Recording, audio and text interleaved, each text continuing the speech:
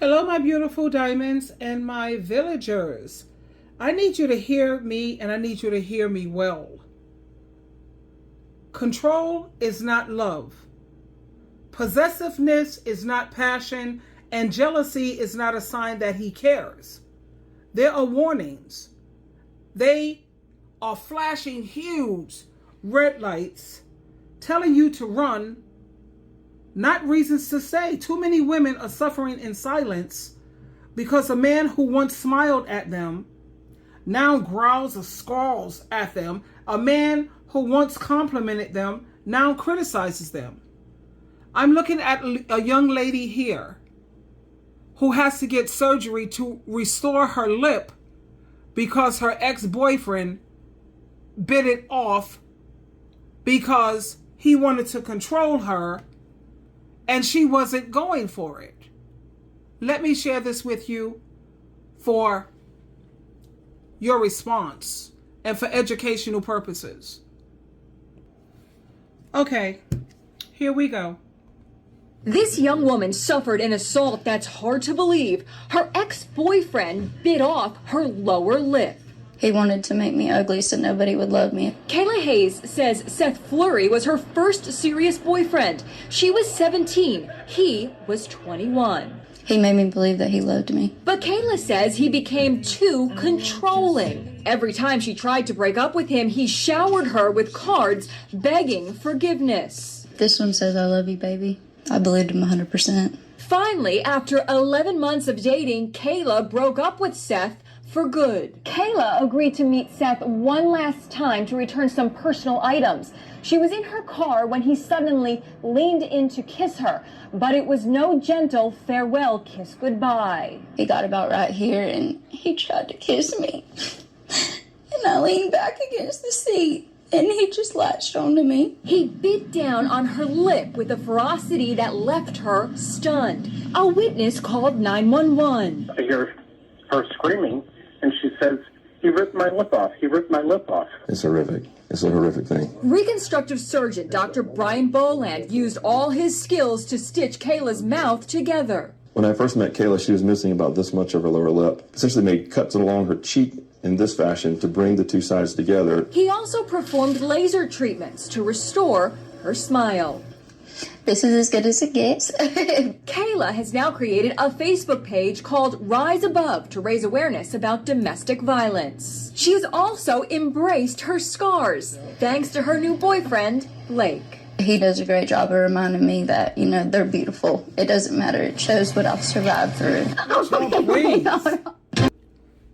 I can't believe she actually went out there and got a new boyfriend. I mean, some women, they never learn. I'm thinking about women who had to go through so much when it comes to abuse, domestic violence. And this woman had her bottom lip bit off. And what does she do? She goes back out there looking for more drama. And then she's going to, when this blows up in her face, and I'm not trying to be a Debbie the Downer, but it is what it is. You have to understand what type of men are out here today. And these women keep signing up for it, and then they want to act like they're victims. You're not a victim. You're a volunteer. You have a lot of women also, like she said when he sent her a card, she fell for it again. A lot of these women confuse love. They don't know what love is. A lot of times it's trauma bonding. Trauma bonding is not love. Let me share with you right now what trauma bonding is. It's not love. They confuse codependency, trauma bonding, fear of being alone, and they confuse it with love. A lot of these women don't even know what love is. But let me share this with you. Trauma bonding. Trauma bonds start, they have 7 stages. Number 1 is the love bomb stage. You get all kind of crazy love from this person. I love you so much. You're amazing. And it feels awesome because you've never really had that. Here's what's crazy. You've never really had that. You've never experienced that kind of love. You've never experienced that kind of affirmation. Or you did. And it feels healthy in the beginning. The second stage is trust and dependency. They do everything that they can to get you to trust and be dependent upon them for validation. Yep. And so you begin to isolate. I don't need anybody else. I just need this person. You become codependent. And then the third stage is they become critical. It's criticism. They slowly begin to criticize and begin to blame you for things that happen. Number 4 is manipulation or gaslighting. When things go wrong, and some of y'all don't even know where the term gaslighting comes from. It's back whenever they used to have gas lanterns. You hear it all the time. It's a popular phrase now. But back when they would have gas lanterns back in the day, husbands would turn the gas lanterns down until they flickered if he wanted to get rid of his wife. And his wife would be like, are the lights flickering? And he'd say, no, you must be crazy. And if he said it to her enough, she thought she was losing her mind. So they begin to manipulate you. And they blame things on you. They get you to believe that their narrative. Number 5, you begin to give up control. You no longer know what to believe. But your only way of experiencing the good feelings of stage 1, that love bomb phase, is by just giving in and going along and doing whatever they want. Some of y'all know right now you're sitting in a marriage that is a trauma bond. And you know if you even want to be heard, it's going to be a fight. Then you begin to lose yourself. That's phase 6. When you fight back, things get worse. So you settle for anything to have peace. And you begin to lose all of your confidence. Now here's what I need you to understand. Some of you are the one who's bringing the trauma into the relationship. If you're doing it intentionally, please go quickly to counseling and get yourself some healing. Maybe you were abused and you've become an abuser. I don't hate you. I'm trying to help you. Get some help outside of yourself. Maybe you were so controlled by your parents that you've become a controller. Get somebody to help you. I'm not giving up hope on you. I'm not throwing you away, but I am very clearly telling you, you absolutely have to have some help. In fact, if I'm describing your relationship and you're getting mad because I'm exposing you, you have a problem and you need to deal with that or you will never find fulfillment in controlling someone else. And if you're in that relationship, understand me, if you don't get help, it'll destroy you. And especially if it is physically abusive, you need to get out right now. You need to move out right now. You need to get some help right now. Because the 7th stage is addiction to the cycle. You get addicted to the highs and lows. So you live in this cortisol, this stress environment. Your body's constantly in stress and you're desperate for dopamine, which causes you to have addictions. This is why people go and do crazy stuff that they would never do. Because they're desperate for I just need to feel good. And somebody who's very successful gets a drug addiction because they're in a trauma bonded relationship and they can't get any relief. Now this trauma bonding is real. But like he said, maybe it was something that you went through in your childhood.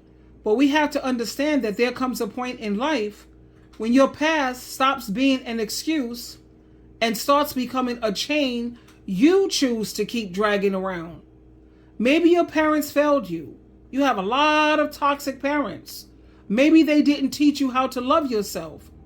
Maybe they left scars that shape the way you see relationships. But let's make something very clear. You are not a child anymore. You are not trapped in that house or in their house under their rules, living their life. You are grown. You have your own keys. You have your own choices. You are in the driver's seat now. A trauma bond is not a life sentence. It's a prison you have the power to walk away from and walk out of. But as long as you keep saying, I am this way because my parents, you keep the door locked from the inside. You are telling yourself you're powerless when you're not. We all know right from wrong. We all know when someone is mistreating us. You feel it in your chest, you feel it in your gut, and in your sleepless nights. That's your warning signal. And when you ignore it, that's not your parents making that choice, that's you.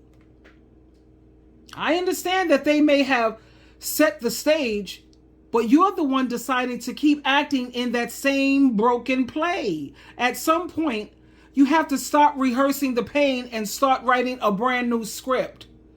You can't heal by living in blame. You heal by taking responsibility. You heal by saying, I didn't choose what happened to me as a child, but I sure as hell choose what happens to me as an adult. You can't keep giving your power away to the past. The steering wheel is in your hands. And one thing that we have to do when it comes to our daughters, we have to stop romanticizing control. We have to teach our daughters and remind ourselves that a real man will never need to break you down to keep you. A real man will never need to track you, isolate you, or harm you to prove that he's a man. If you see the signs, the anger, when you make your own choices, the insults disguised as jokes, the where are you constantly, oh my God, it's like a bird living in a cage, a ball and chain. That's why I said I can't do marriage. No, I like freedom. I am an adult.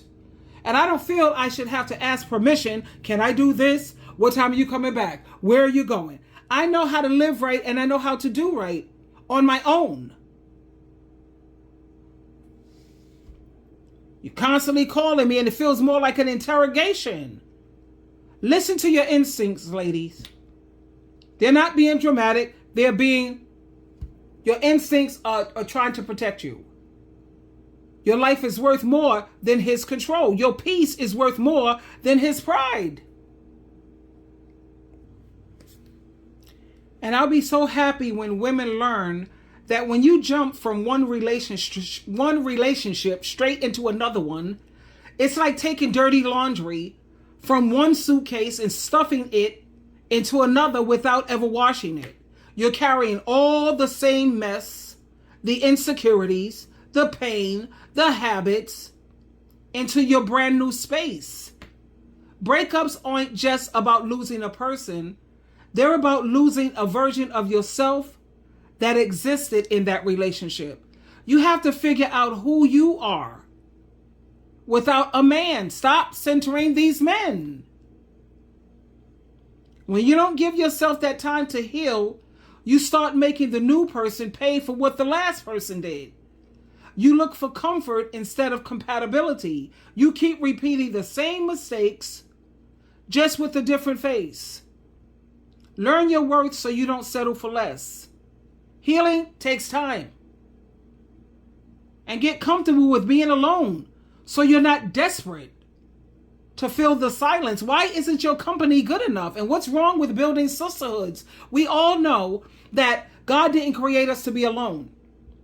So why not support your own gender instead of the gender that it pushed male patriarchy, aka abusing women? Why do you want to support that instead of supporting your own?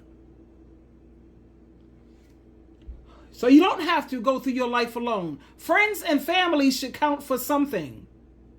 Build your own life so you're not depending on some man for your happiness. And let me share this metaphor with you. Getting out of a relationship and jumping right into another one, it's like getting into a car accident. And instead of going to the hospital, you just buy a brand new car and you start driving it with broken bones. Sure, the car is new, but you are still injured. And if you try to drive like that, you're going to crash again, only harder.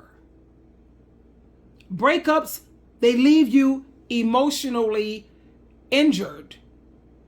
Bruises you can't see. If you don't stop to heal, rest, and rebuild your confidence, you're not ready for the road. You end up making bad turns, ignoring warning signs, and picking passengers who aren't safe for you. I hope this metaphor is creating the picture in your head. Taking time to heal isn't weakness, it's maintenance, and it's being wise. So don't rush. Heal first. Then when you're strong again, and you can drive into love with open eyes, I say, please just stay single. Please trust me when I tell you. But some women, they just feel like without a man, life is not worth living. Life has no meaning. Do I understand that? Not at all. At the same time, people are entitled to their feelings. Everyone is different, you know. I'm just saying, be careful. Twinkle, twinkle, twinkle. Good luck. God knows you're going to need it.